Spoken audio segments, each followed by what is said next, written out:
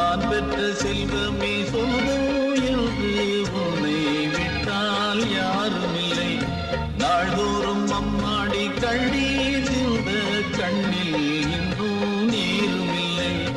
காயங்கள் காலம் முழுக்க ஆறாதோ, நான் செய்த பாவ கணக்கும் தீராதோ. மகிழம்பூவே எந்தன் மணிமுத்தே, குழலை போலே தினம் மழலை பேசும் இளம் பூங்கொத்தே பூங்கொத்தே. ஒரு சந்தன காட்டுக்குள்ளே முழு சந்திரன் காயிலே குயிலு குஞ்சு தூங்கட்டுமே ராத்திரி வேளையிலே.